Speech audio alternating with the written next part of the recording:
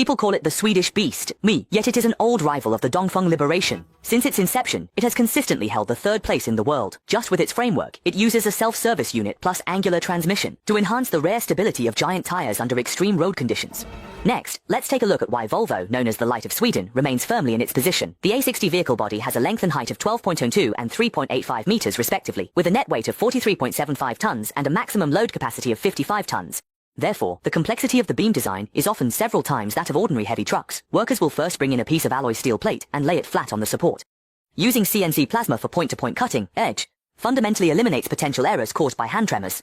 To understand its standout feature, it is the maximum steering angle of 40 to 45 degrees, which no longer relies on an integrated beam, but instead uses angle joints driven by bearings.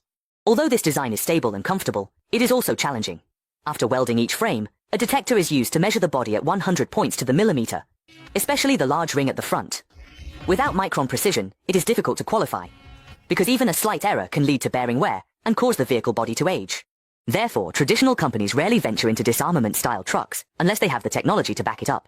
The most important component of the chassis connection is this solid joint weighing 600 kilograms, and before installation, the pinhole must be heated to 150 degrees, after which the axle from the freezer can be taken out. It seems that mastering physics makes even traveling back to the Ming dynasty fearless. The chassis-connected truck uses 2 axles, in total, one at the top and one at the bottom. Although the diameter doesn't seem impressive, the metal contains various trace elements, making its hardness several times greater than that of steel of the same size. Then the distribution connector is installed in the middle.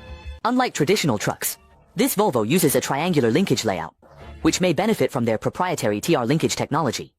We can also observe several distinct features. The torsional performance of the V-shaped closed frame is improved by 32% compared to traditional designs, allowing the wheels to move independently up and down, greatly enhancing the suspension's freedom.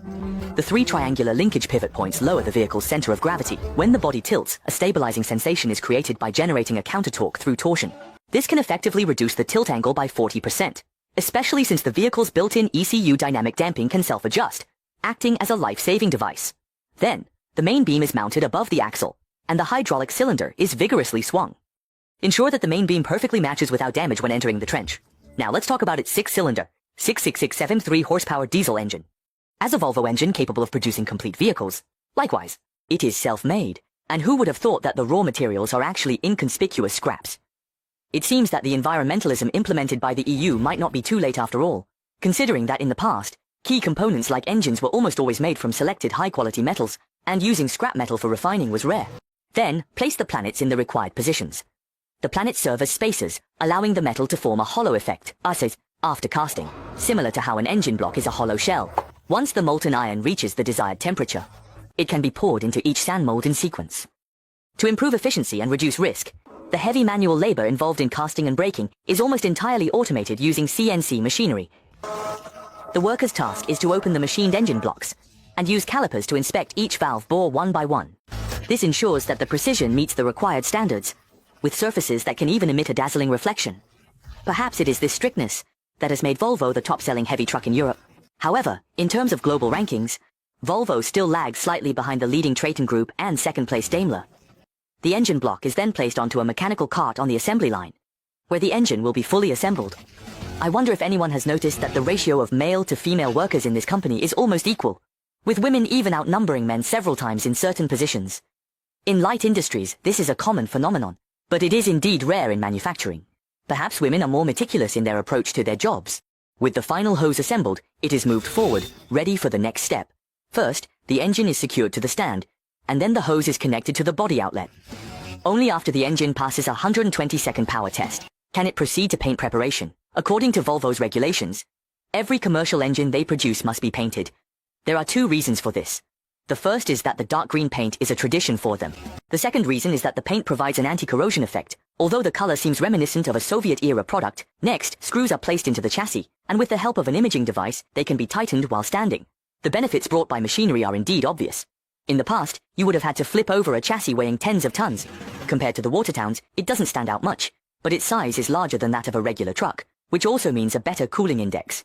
Over here, workers are pressing steel plates, while wearing headsets. Besides steel plates, engineering plastics are also the top choice today.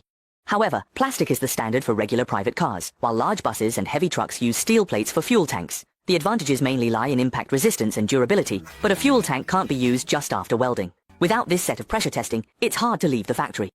Workers will first seal the outlet, then plug it in. Air is simultaneously injected into the trachea, and then soapy water from the bucket is poured onto the weld.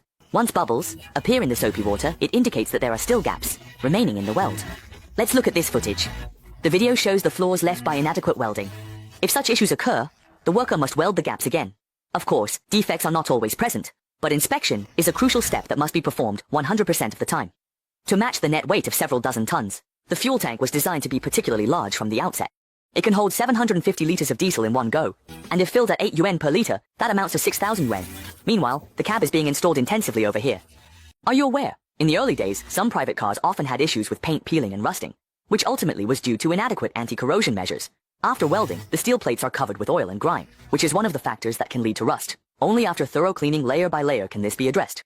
Only then can they be immersed in the electrophoresis tank, where electrophoresis is used to coat the steel plates with a layer of paint film. There are 18 different liquid tanks, which are crucial for ensuring the durability of the steel plates. Each step is indispensable in revealing the essential processes for resistance. Therefore, if rusting and paint peeling occur, it is due to substandard craftsmanship. However, with development and evolution, such incidents have become increasingly rare, especially in recent years, where it's almost unheard of for a car to rust easily. Moving to the assembly workshop, preparations are underway to install the dashboard in the cockpit. From the appearance, it looks very similar to a high-speed train cockpit. The inward curving design also reduces the need for frequent arm stretching. But if we talk about what benefits the driver the most, it has to be the glass. If designed cleverly, it not only enhances the field of view, but can also reduce visual fatigue to some extent. Now let's see if the visibility of this car window is indeed very high. Then connect the power supply. Start the key, and prepare to set various data for the vehicle, and check whether the simulation platform meets the operating conditions, especially the vehicle's GPS system, which can help the driver maintain normal operation with extremely high precision, no matter how remote the area. In addition, the Volvo onboard collaboration system also plays a significant role in another aspect. And this is their latest cabless truck. This type of truck has no driver's cabin, and is said to complete transportation solely through AI collaboration. Presumably, in a few years, such designs will become more and more common. Next, the driver's cabin is mounted at the front, and then the other side of the chassis is attached to the axle. If you look closely, you will notice that apart from the engine being dark green, almost all other components are primarily yellow and black. The yellow color reflects well in both cloudy and sunny weather, and the reflectivity has to some extent enhanced driver safety. The connection of the legs to the chassis is thus completed. The outer ring is a set of large bearings, and you just need to fix the inner part. Once in place, the bearing sleeve and balls can help the cockpit achieve a 40-degree tilt, but there's a prerequisite. The quality must be up to standard. If the materials used for the bearings are subpar, it can lead to accelerated wear and tear, causing the vehicle body to age faster, especially since the usage frequency of the joints involved is very high. Especially in the bad road conditions of the mine with rocks. The truck box also fell over. After it was laid flat, the bottom began to be reinforced. All truck boxes and chassis are connected by a huge pin shaft, and this one is no exception. As for the installation method, it is very unique.